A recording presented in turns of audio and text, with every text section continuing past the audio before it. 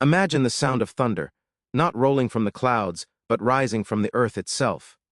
It is the late 13th century. The ground shakes under the rhythmic pounding of 800,000 hooves. On the horizon, a dust cloud stretches so wide it seems to swallow the sun, turning day into an eerie, choked twilight. This is not a storm. It is something far more terrifying. It is the Mongol horde. By the year 1299, this force had already redrawn the map of the known world. They had swept out of the steppes like a plague of locusts, devouring empires that had stood for centuries. They had burned the libraries of Baghdad, dismantled the principalities of Russia, and brought the mighty Song dynasty of China to its knees. To the people of the medieval world, the Mongols were not merely an army, they were the apocalypse made flesh, the scourges of God sent to punish mankind for its sins. No walls were high enough, no armies brave enough, and no tactics clever enough to stop them. They were undefeated, relentless, and seemingly invincible. But in the winter of 1299, this unstoppable force slammed into an immovable object. They turned their gaze toward the glistening prize of the Indian subcontinent, specifically the seat of power known as Delhi. They expected another slaughter. They expected another city to sack, another population to enslave, and another king to behead. What they got instead was a masterclass in warfare that would haunt their histories for generations. They encountered a ruler who refused to read the script of surrender, a general who fought with the ferocity of a demon, and a tactical gamble, a secret trick of positioning and psychology, that would shatter the aura of Mongol invincibility. This is the story of the Battle of Kili, the day the world learned that the Mongol war machine could bleed. To understand the magnitude of this confrontation, we must first understand the terror that preceded it. By the time the Mongols set their sights on India, they had perfected the art of mobile warfare. A Mongol warrior was born in the saddle. He could ride for days without stopping, drinking the blood of his horse if water was scarce, and sleeping while on the move. His weapon, the composite recurve bow, was a marvel of engineering, capable of piercing armor from a distance that rendered enemy infantry useless. Their tactics were cruel and efficient. They would often feign retreat, pretending to panic and flee, drawing their enemies out of formation before wheeling around to encircle and annihilate them. They weaponized fear. Rumors of their brutality traveled faster than their horses. Cities would often surrender the moment the Mongols appeared on the horizon, hoping to avoid the massacre that befell those who resisted. Against this backdrop of global terror stood the Delhi Sultanate. At the helm of this empire was Sultan Alauddin Khalji. History does not remember Alauddin as a gentle man. He was ruthless, ambitious, and paranoid. He had ascended to the throne by murdering his own uncle and father-in-law, the previous sultan. He was a man who believed that power was the only truth. Yet it was precisely this ruthless nature that India needed in its darkest hour. A softer king would have negotiated. A kinder king would have fled. Alauddin was made of sterner stuff. He was a militarist who had spent years reforming his army, centralizing his economy, and crushing dissent. He was not a man who bowed to anyone, not even the heirs of Genghis Khan. The crisis began when Kutluk Khwaja, a prince of the Chagatai Khanate, the Mongol faction controlling Central Asia, launched a massive invasion. This was not a border raid. This was not a skirmish for loot. This was a conquest force. Historical records vary, but estimates suggest the Mongol army numbered anywhere between 100,000 and 200,000 seasoned cavalry. They crossed the Indus River and moved with terrifying speed. Unlike previous invasions, they did not stop to plunder the towns and villages along the way. They bypassed the forts. They ignored the smaller prizes. Their eyes were fixed solely on Delhi. This directness caused a panic unlike anything the city had ever seen. As the Mongols encamped at Kili, a mere few miles from the city, the streets of Delhi descended into chaos. Refugees from the surrounding countryside flooded the capital, seeking safety behind its walls. The streets were so crowded that movement became impossible. Food prices skyrocketed, water became scarce, the air was thick with the screams of the terrified and the prayers of the hopeless. Inside the royal court, the atmosphere was grim. Alauddin's most trusted advisors, men of great wisdom and experience, implored him not to fight. They looked at the numbers. They looked at the Mongol track record. They advised the Sultan to barricade the gates, to rely on diplomacy. to offer bribes, or to simply wait them out behind the stone walls of the city. To fight the Mongols in an open field, they argued, was suicide. It was a death sentence for the Sultanate. This is the moment where history pivots. Alauddin Khalji listened to his counsel, his face unreadable. Then, he delivered a response that defined his legacy. He told them that he was not merely a caretaker of the city, but the shadow of God on earth. He argued that if he hid behind walls like a coward, how could he ever command the respect of his people or his peers? He declared that he would march out to meet the Mongols at Kili, and he would decide the fate of India with the sword. It was a decision of breathtaking arrogance and bravery.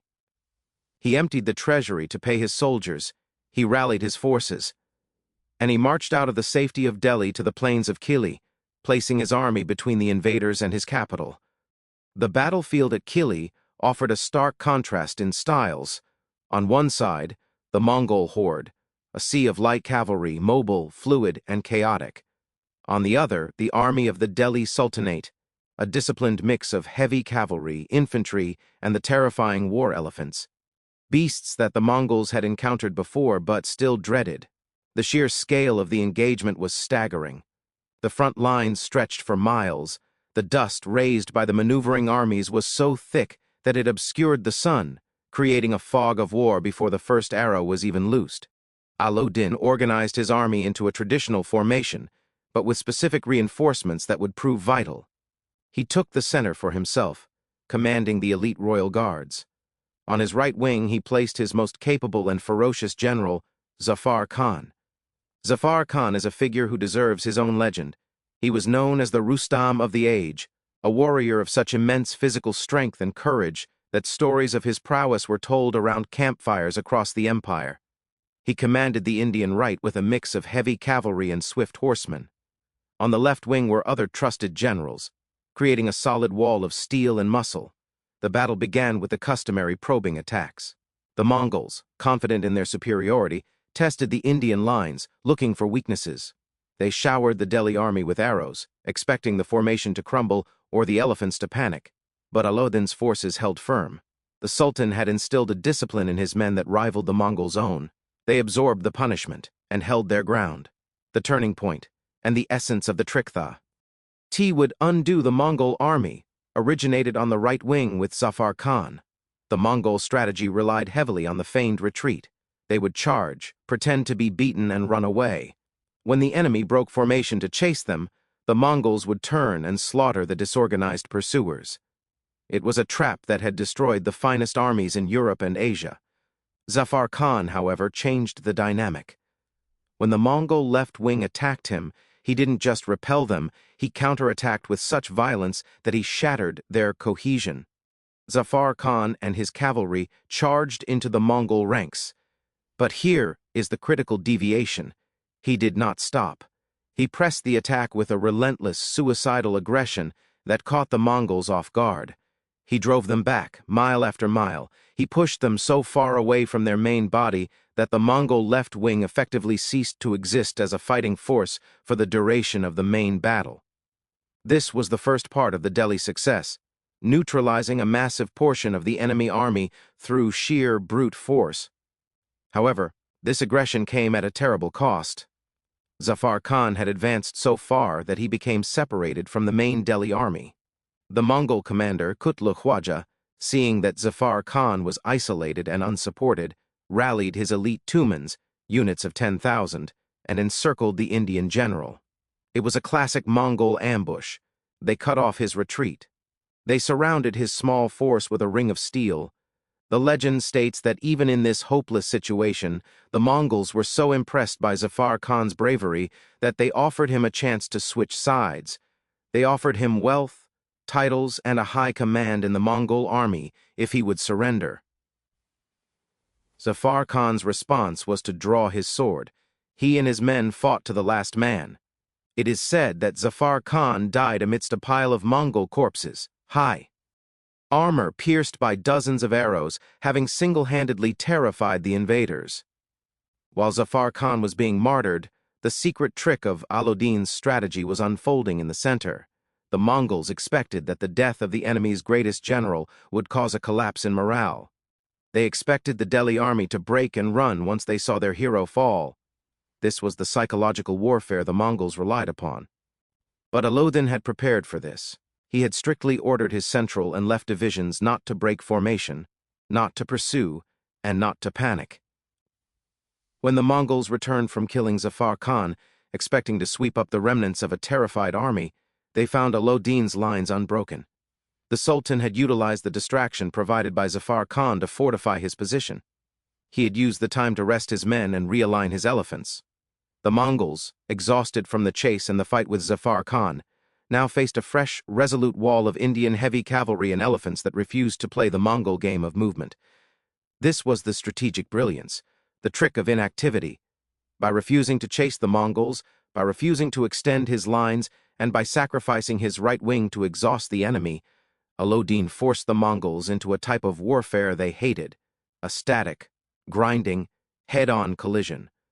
The Mongols were masters of open space, but against a disciplined armored wall backed by elephants that acted as mobile fortresses, their light cavalry lost its advantage. The arrows bounced off the heavy Indian plate mail and the thick hides of the elephants. When the Mongols tried to close in, they were met with the heavy swords and maces of the Delhi troopers. As night fell over the plains of Kili, the situation remained a stalemate in terms of territory, but the psychological victory belonged to Delhi. The Mongols had lost thousands of men. They had lost their aura of invincibility. They had thrown their best tactics at Alauddin, and he had simply absorbed them. The death of Zafar Khan, rather than demoralizing the Indians, seemed to have steeled their resolve. They had seen that the Mongols could be killed. They had seen them bleed. That night, a strange thing happened in the Mongol camp. Kutluk Khwaja, the prince who had come to conquer India, looked at the casualty reports. He looked at the fortifications. Alauddin was hastily strengthening under the cover of darkness. He realized that even if he won the battle the next day, his army would be so decimated that he could not hold Delhi. The ferocity of the Indian resistance had shocked him. The trick was simply that Delhi had proven to be a nut too hard to crack. The cost of victory was higher than the value of the conquest. Under the cover of darkness, the unthinkable happened. The Mongol army, the force that never retreated, packed up their camp. By the time the sun rose over Kili the next morning, the horizon was empty. The dust cloud was moving north, back toward the mountains, back toward Central Asia. They had vanished. Alauddin Khalji had done the impossible. He had stared down the apocalypse and won. But the victory at Kili was more than just a military triumph. It was a turning point for the civilization of the subcontinent. Had Alauddin failed at Kili, had he listened to his advisors and hidden in the fort, the Mongols would likely have laid siege to Delhi, starved it out, and subjected it to the same horrific fate as Baghdad or Kiev. The culture, the architecture, and the history of India would have been irrevocably altered. The lesson of Kili was not lost on Alauddin. He realized that the Mongols would return, and they did, multiple times. But the fear was gone. He used the years following Kili to militarize his empire even further. He built a chain of massive forts along the frontier. He reformed the tax system to support a massive standing army, ensuring that soldiers were paid in cash and could be mobilized instantly. He regulated market prices in Delhi strictly to ensure that his soldiers could afford armor and horses on their salaries. The entire state apparatus was retooled with one singular purpose: to stop the Mongols. The secret trick at Kili was ultimately a combination of tactical discipline, the strategic sacrifice of a hero, and the iron will of a tyrant. It was the realization that against a bully like the Mongol Empire, defensive passivity was death. The only way to survive was to meet aggression with greater aggression, to accept the cost of blood, and to stand firm when every instinct screamed to run. Historians often overlook the Battle of Kili in favor of the great European or Middle Eastern battles against the Mongols. But Kili stands as a monument to resilience. It is a study in how a specific combination of heavy cavalry, war elephants, and unyielding leadership could neutralize the greatest light cavalry force the world had ever seen. The Mongols were used to fighting enemies who played by the rules of fear. In Alauddin Khalji and Zafar Khan, they found men who wrote their own rules. The legacy of that day in 1299 echoes through the centuries. It preserved the political integrity of North India for another 200 years. It allowed the Delhi Sultanate to expand south, spreading its culture and administration. But most of all, it shattered the myth of the inevitable Mongol conquest. It proved that the storm could be weathered. When we look back at the grand tapestry of history, we see moments where the thread could have snapped, where the pattern could have been destroyed. Kili was one of those moments. It was a day of blood and dust, of roaring elephants and eeming horses, where the fate of millions hung in the balance. And it was decided not by the famous feigned retreat of the steppes, but by the stubborn, immovable defiance of Delhi. The Mongols came to harvest a kingdom, but at Kili they found only their own mortality. As the years passed, the name Zafar Khan became a legend, a byword for bravery. The Mongols themselves would reportedly ask their horses when they refused to drink, "Did you see Zafar Khan?" implying that only his ghost could terrify a beast so deeply. It is a testament to the psychological impact of the battle. The trick was not magic, it was the manifestation of a will to survive that superseded the fear of death. In the end, the Battle of Kili serves as a grim but vital reminder of the nature of power in the medieval world. It was a world where weakness was a death sentence, and mercy was a luxury few could afford. Alauddin Khalji was no saint, but on that dusty plain in 1299, he was the shield that protected a civilization. He taught the world that when the horizon darkens with the dust of the enemy, the only way to save the future is to march out and meet it, sword in hand, and refuse to take a single step back. This was the secret of Delhi. This was the trick that destroyed the Mongol ambition. And it is why, when the dust settled, Delhi still stood,